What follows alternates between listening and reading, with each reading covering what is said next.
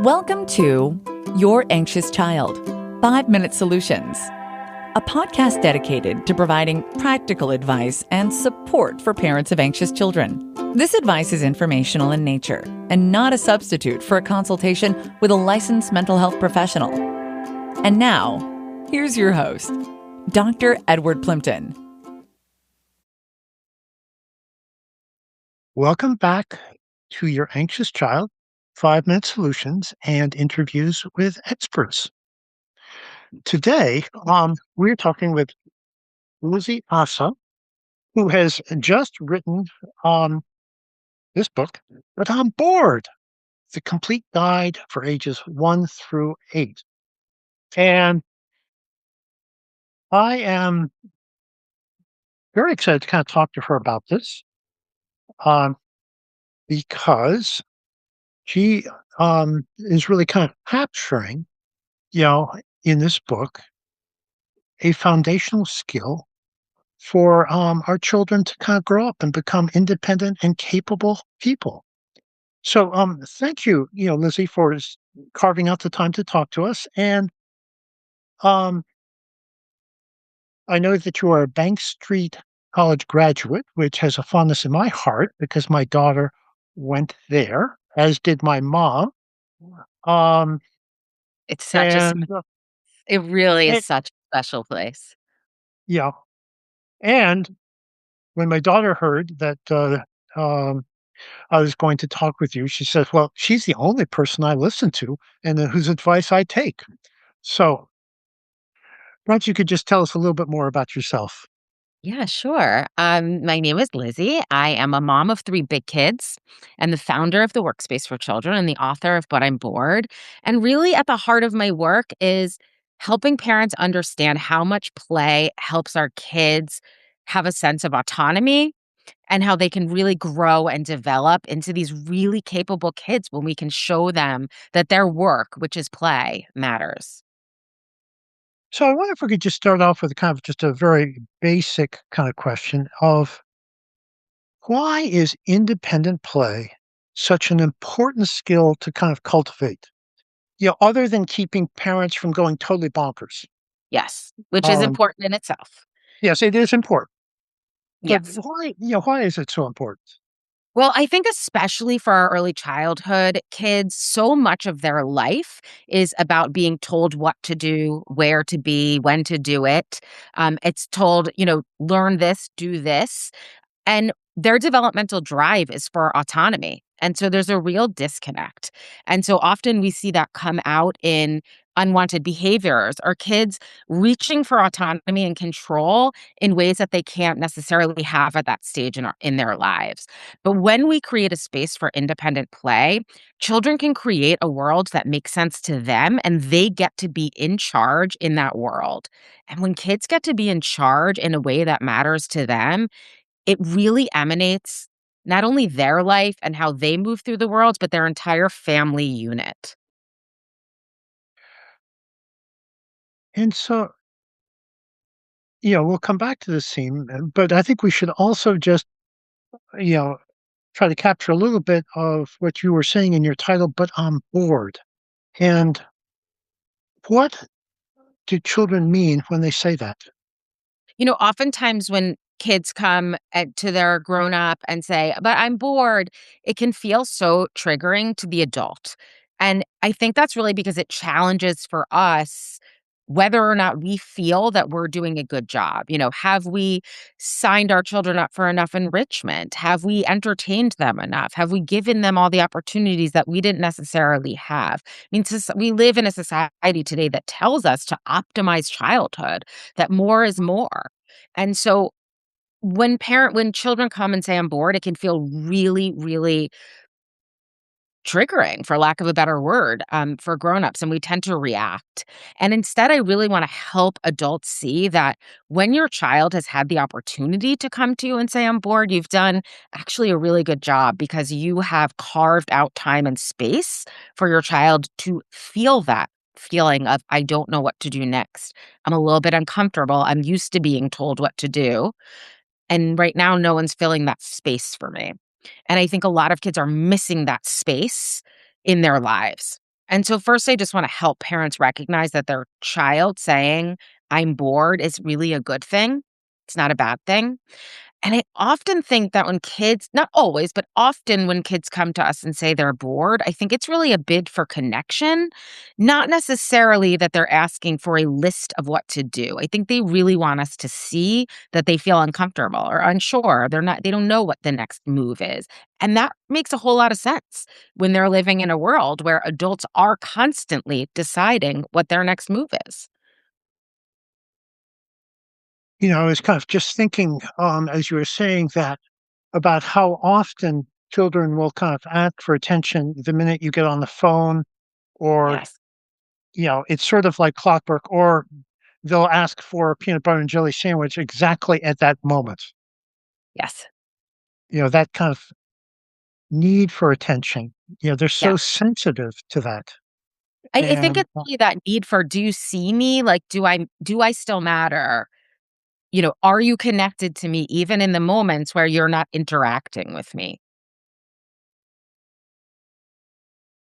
and that um and that kind of bridges in terms of how you're thinking about how we can kind of set up and promote independent play.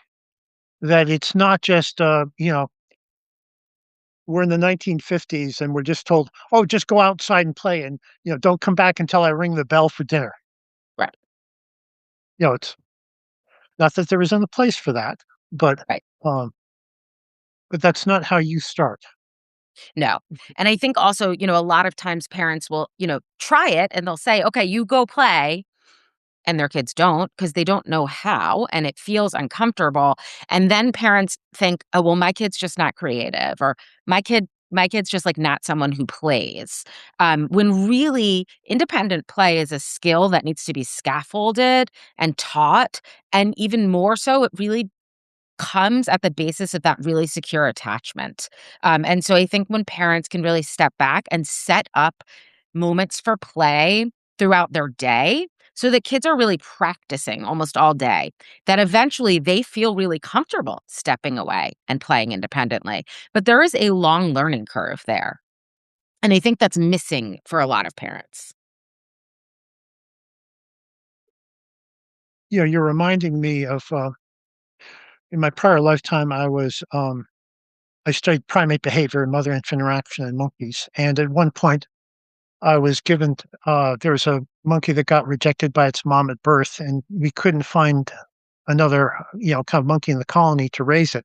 So, I took the responsibility of raising this monkey, and what was striking to me was, um, as long as, my little monkey named Walk, knew I was there and, was available, it wanted to explore, and, and if I just provided the security for it to do it, it was happy to kind of go off exploring all over the place. And I think the same is really kind of true with children. Once we provide certain preconditions, That's right. then they want to explore and master the world.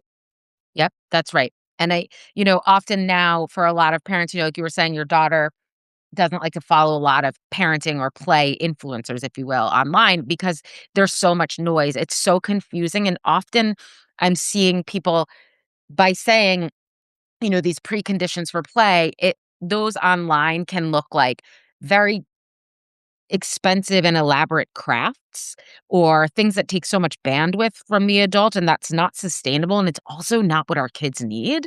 And so then parents end up burnt out and kids aren't learning the skills that they need and then the screen is handed over. And to be very clear, I'm not anti-screen. I just really would love parents to feel empowered to use it as a tool and not as a default behavior.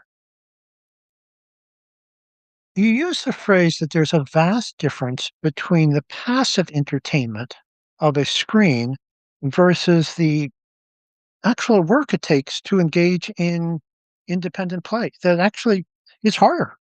Yes, it absolutely is. It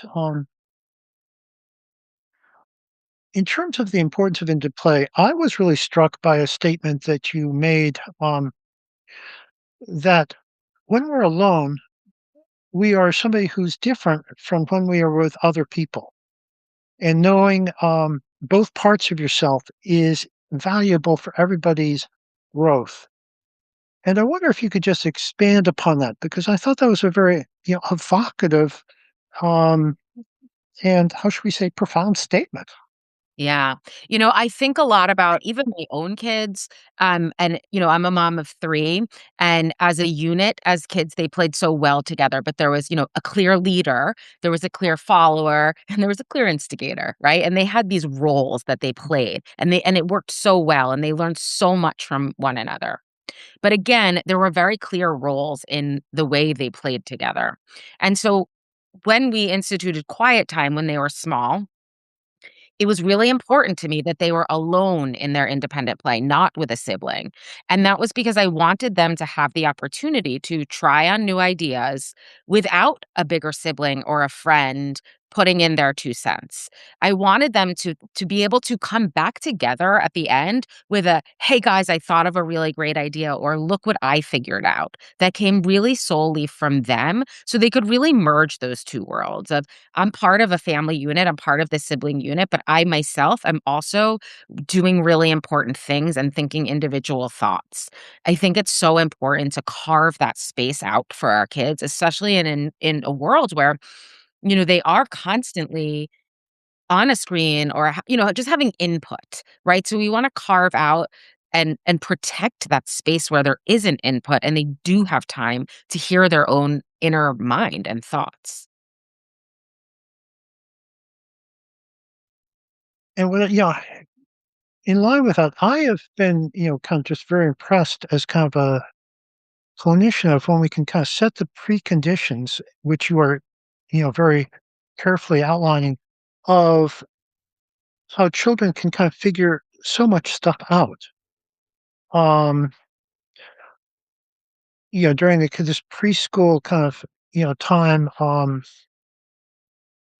it's always striking to me working at pediatric practice is that when we give children the kind of the prompts, as you point out, such as a doctor's kit, how much they can kind of begin to work out their kind of fears about getting vaccinations and how when they have the opportunity to engage in that sort of play kind of on their own with their stuffies about how that does really translate into being better able to kind of cope with unpleasant medical experiences.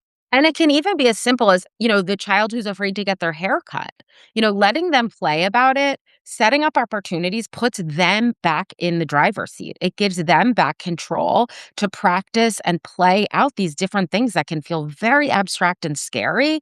And that doesn't mean they're not going to be scared, but it does give them back some control. I mean, I'm even thinking about your pediatric practice and I'm thinking about the difference in behavior, when a child, say a 3 or a 4-year-old is walking into the doctor's office and they're feeling a little nervous and their mom, pops them up onto the counter.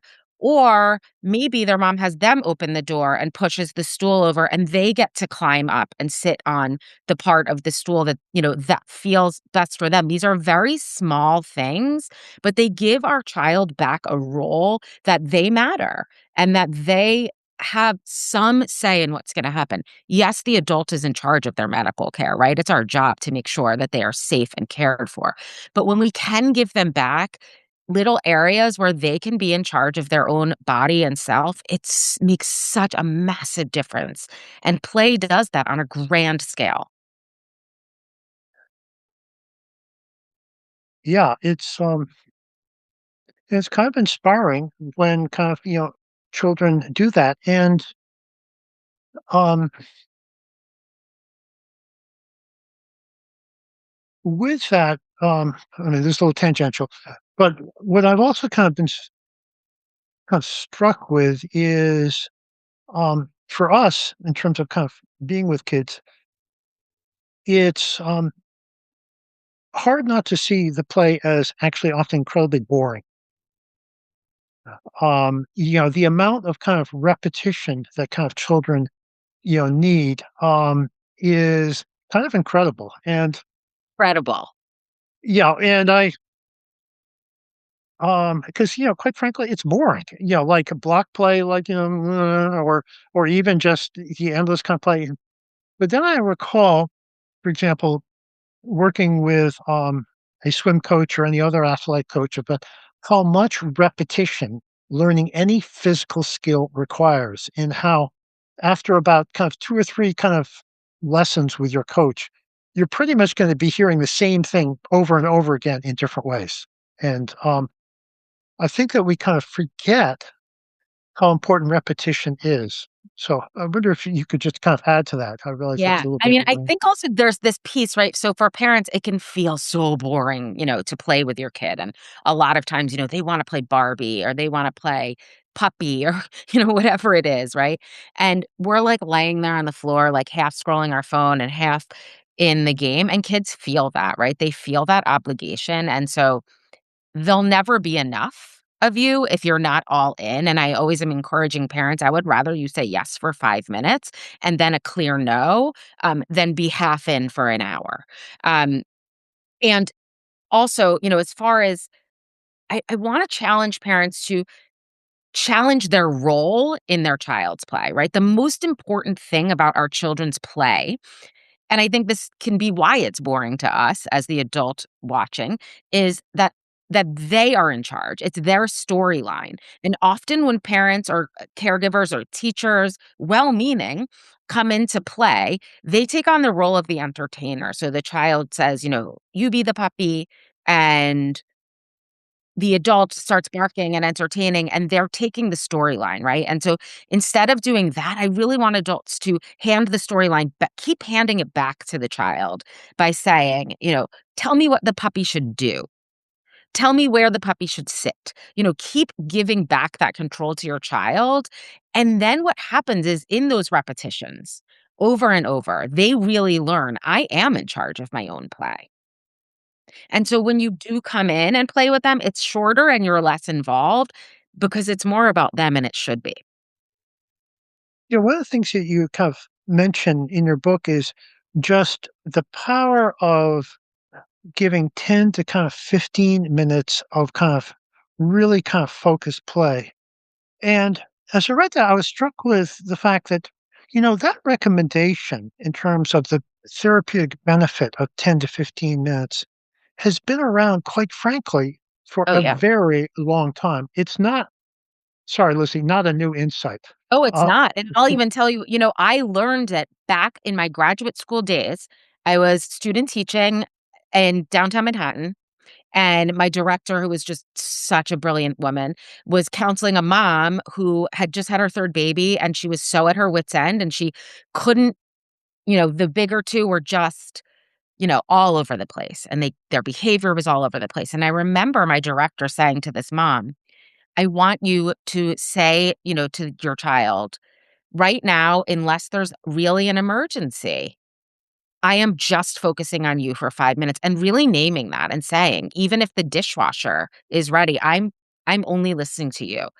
And watching this child transform in that was massive, and then I started doing it for her in the classroom, really saying to my support staff, like, "Listen, this child really needs some support right now, and so unless, you know, there's some emergency, even though I'm the head teacher, this is where my focus is right now, just for 5 minutes."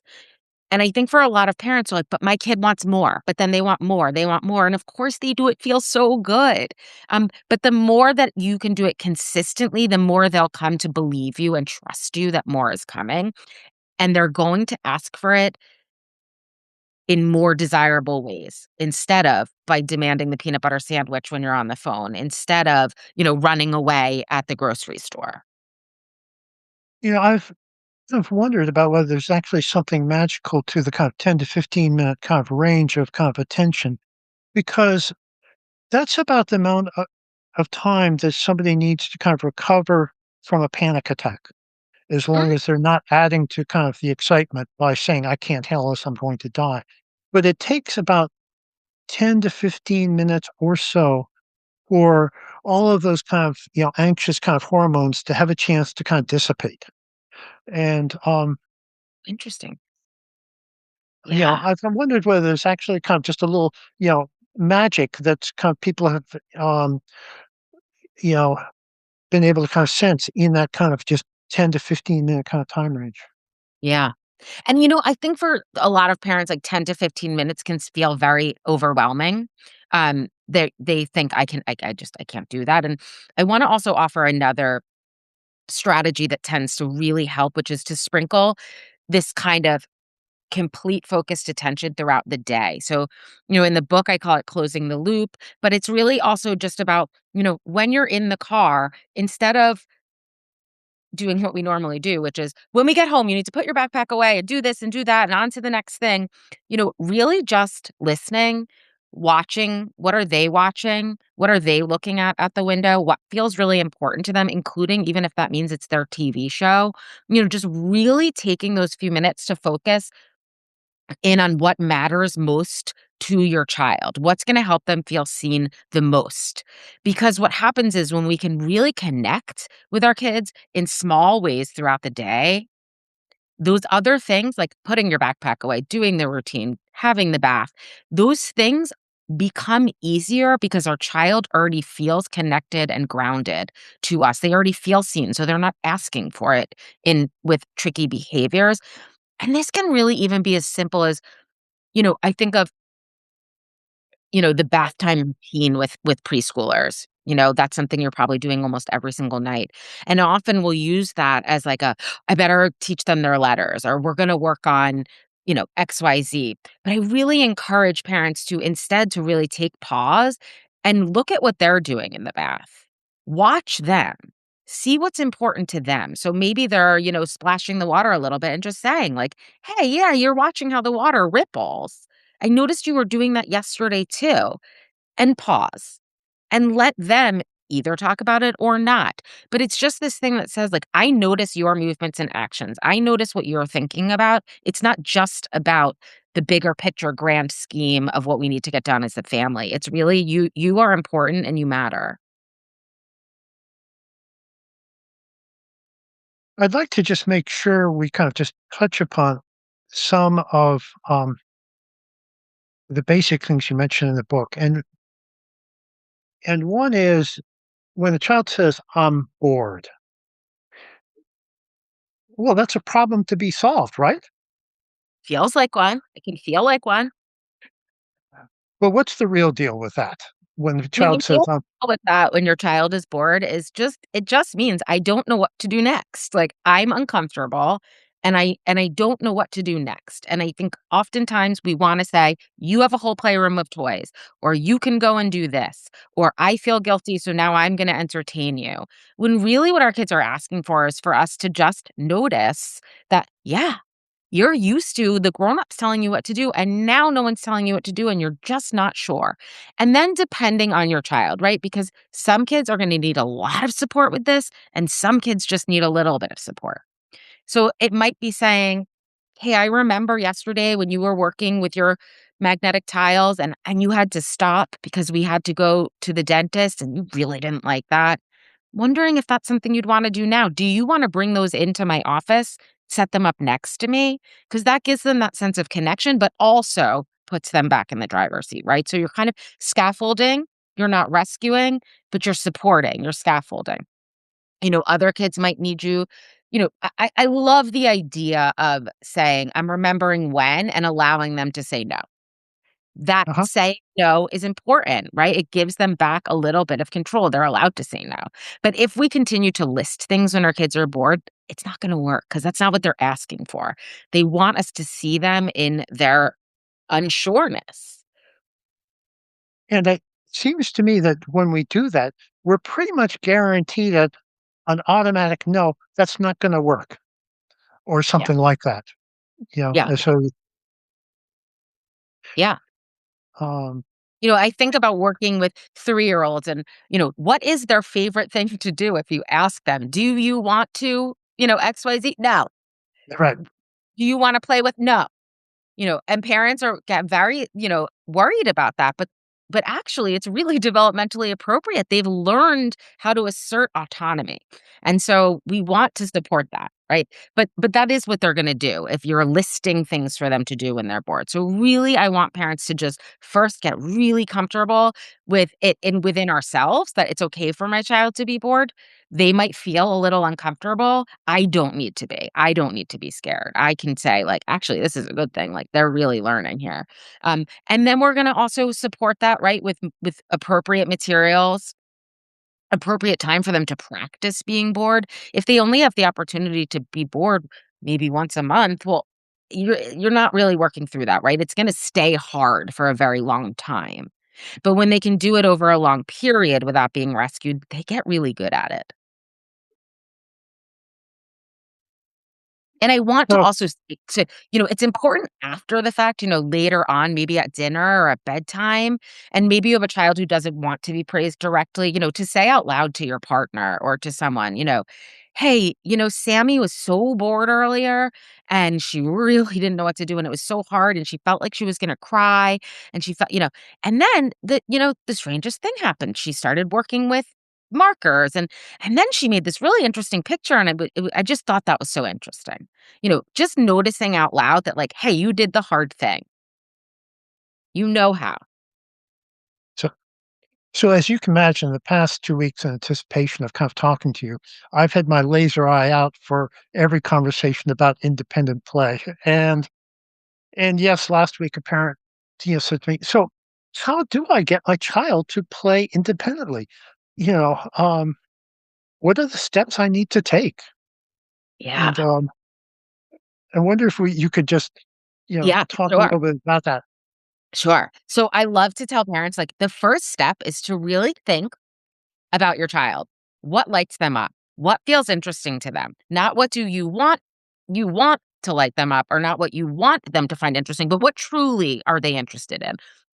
And you could even, for some parents, I even recommend like go into your notes app on your phone and every time you notice them actually playing or talking about something that they're excited about, note that down for yourself, right? That gives you sort of a running list of almost data that can support them in their independent play. That's their interests. Um, and then I'm also going to start to think so, say, your child you're noticing is, I'm going to say Paw Patrol because I was actually just writing an article about my youngest who loved Paw Patrol when she was 3. And I'm a person who studies play, like, I'm like, I don't want my kid using all these little toys and being obsessed with screens. But when I could lean into, no, actually, this is what really matters to her right now. This is what she's really excited about. And then I could take those figurines and pair them with either magnetic tiles or blocks or Play-Doh. She was someone who loved Play-Doh, right? And so she felt already confident in the way she uses Play-Doh. So just to then pair their interest with a material they're good at and bring it close to where you are. Those 3 things will almost always result in a little bit of independent play. So that could mean putting a lump of Play-Doh and those Paw Patrol figures at your kitchen counter while you're cooking dinner. It's not saying, "Come, it's time to play independently." You have to play with these now, right? Because we wanna remember this is about autonomy for them.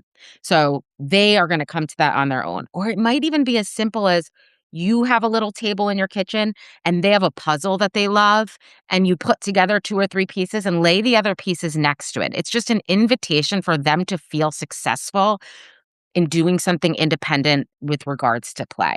Those things add up and they build what I like to call play confidence.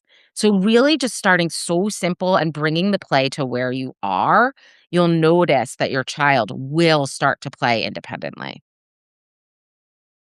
And we should talk about play pockets Yes, because what I've kind of noticed that often parents make these great playrooms down in the basement, I did but it myself. but they don't get used that much.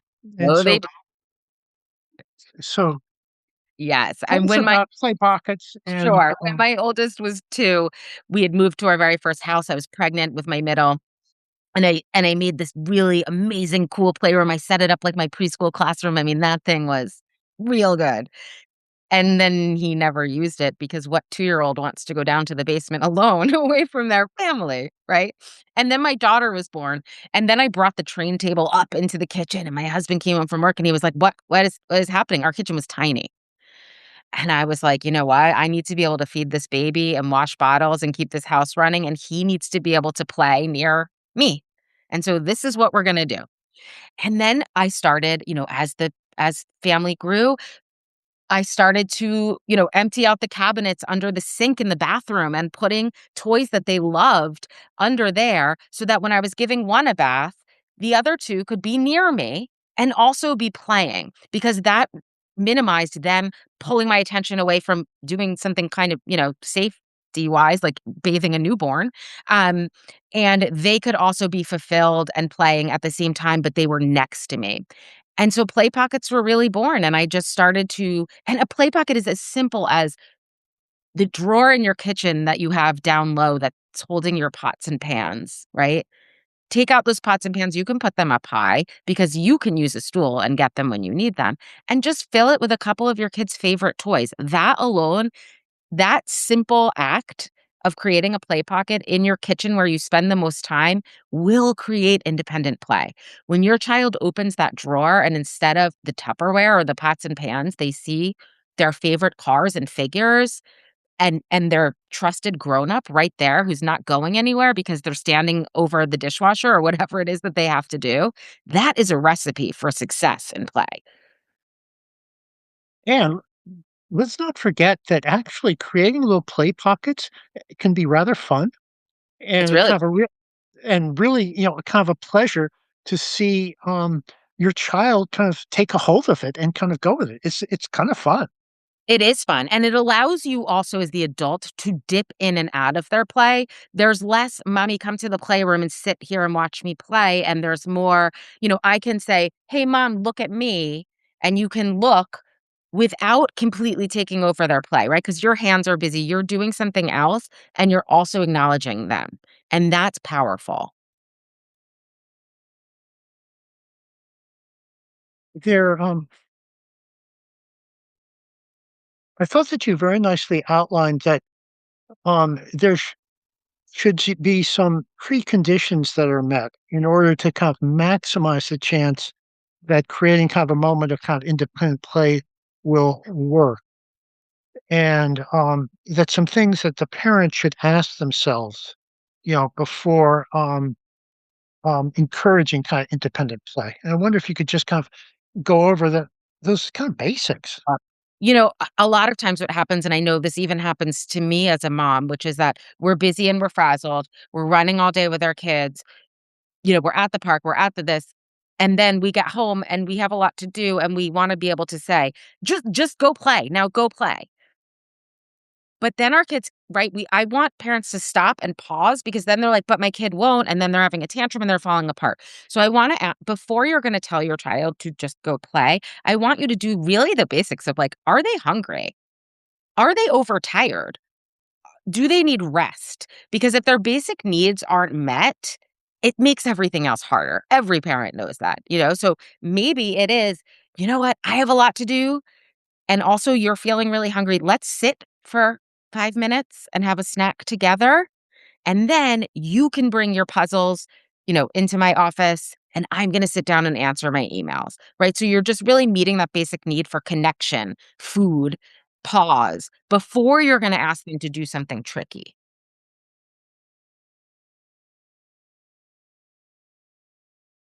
And I think that's just something that's generally important in parenting across the board. That's something that if your child's having a hard time in any area, it's a good rule of thumb to stop yourself and say, could they be hungry? Are they overtired? Is my ask too big under these conditions?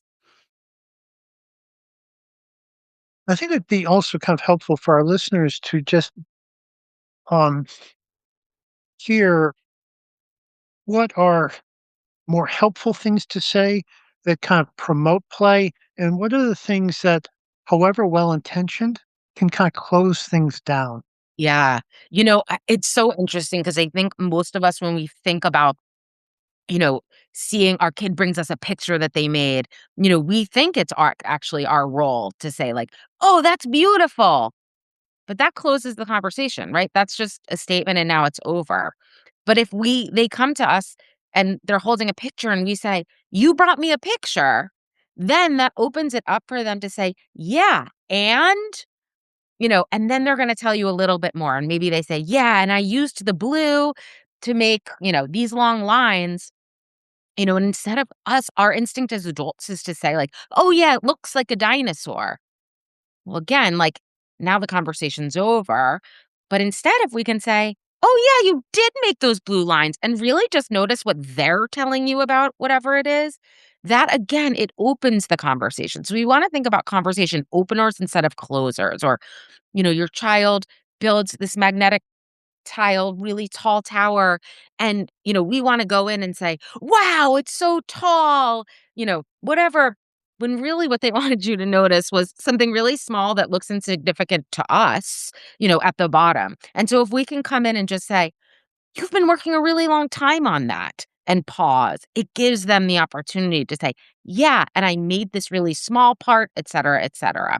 So it really gives an opportunity to open that conversation, and it brings us back to what we were talking about at the beginning of our conversation, that really at the foundation of this work is a deep connection with your child and with them seeing themselves as capable and important individuals. And so opening the conversation really it lays the foundation for that. Yeah, and this kind of comes up so much in terms of conversations about children, the importance of declarative, descriptive language, describing what you're saying in terms of what you're saying about being noticed. It came up originally in the classic book, How to Talk So Children Will Listen and My Listen absolute So Children Will Talk. favorite. And and then more recently with kind of Linda Murphy and her book on the kind of declarative language. It is such a kind of a powerful kind of concept of using descriptive kind of language. Um, and it helps kind of um, decrease performance pressure on children like, oh my God, that was a beautiful picture. I better, you know, mistakenly interpret that as kind of setting the bar in terms of what's expected of them. Yes. Yes.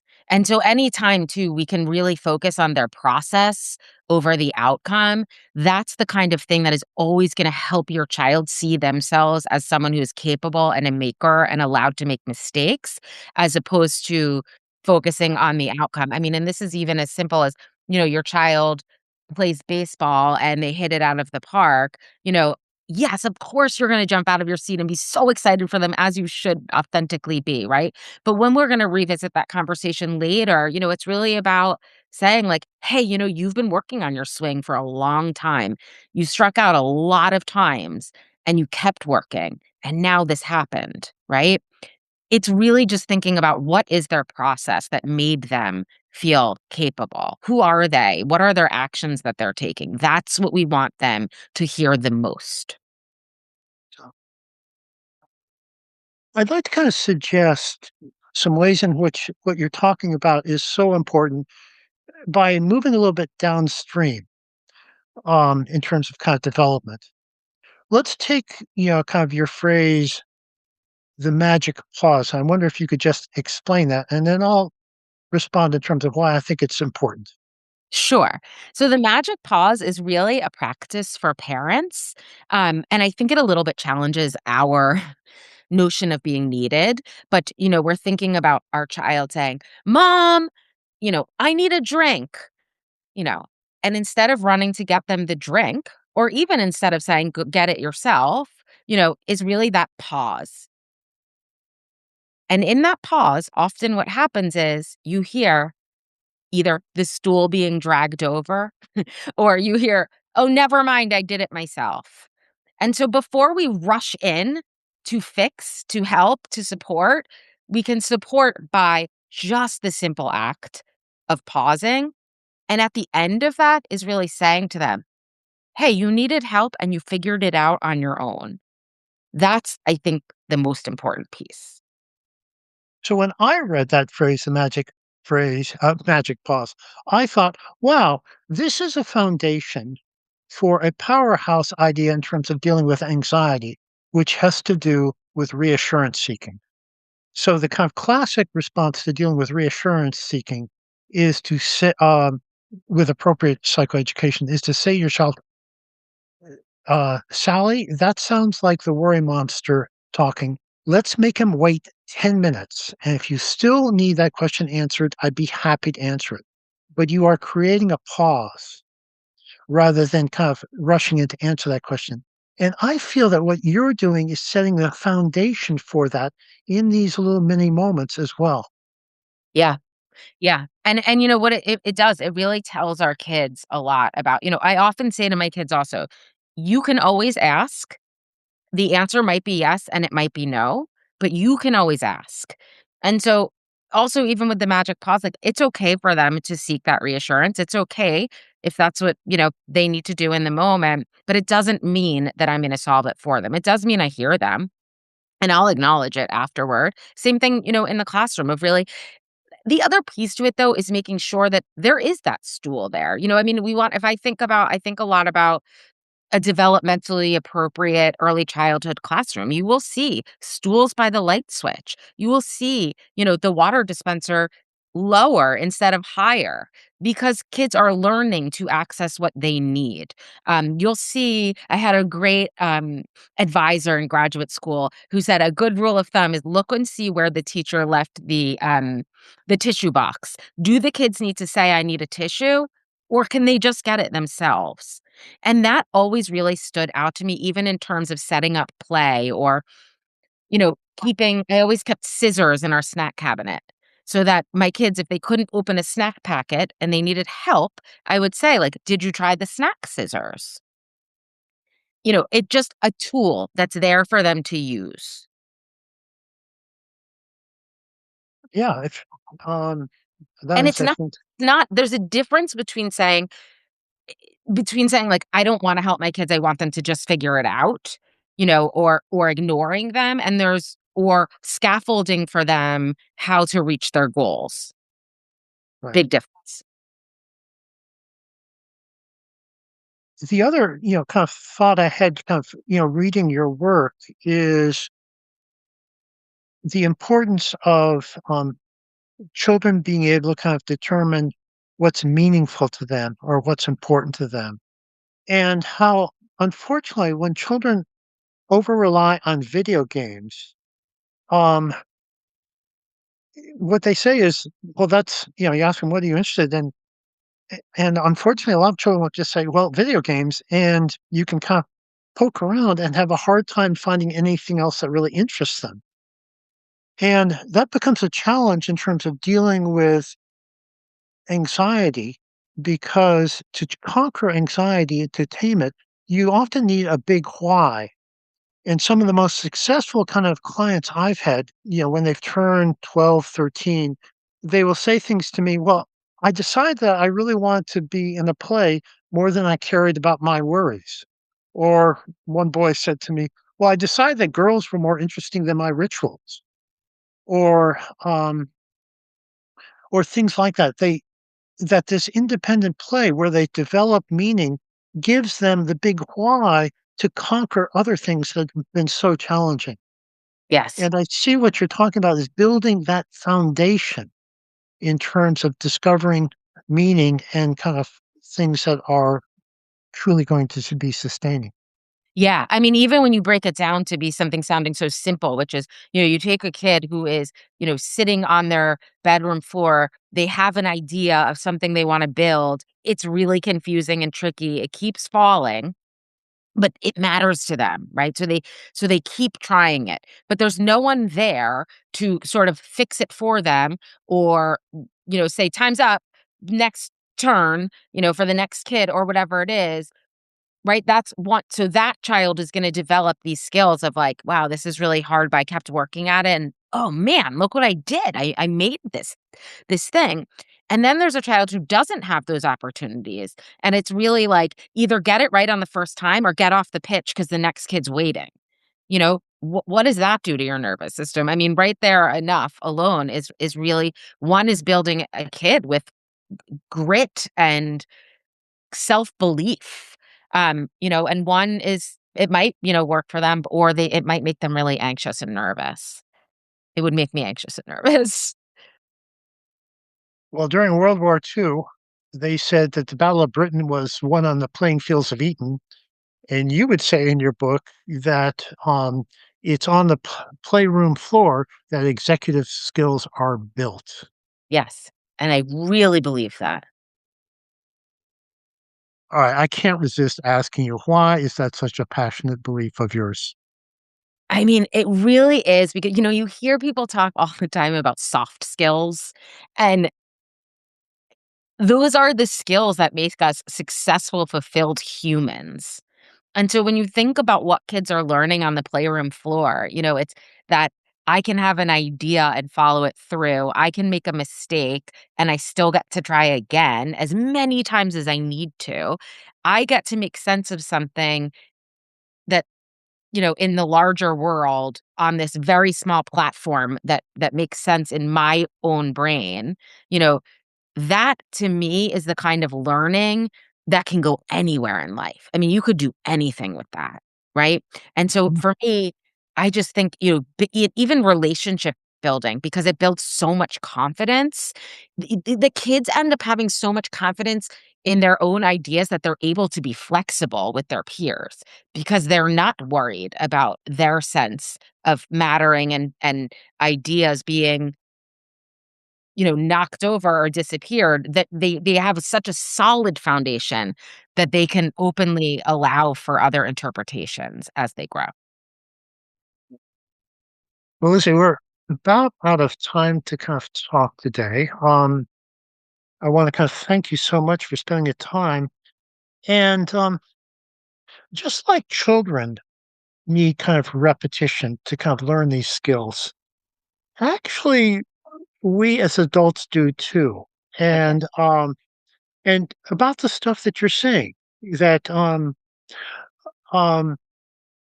we need kind of practice in all of the things that you've been talking about in your book, and we need repetition, and that applies to me as well. And And and I I wrote the uh, book.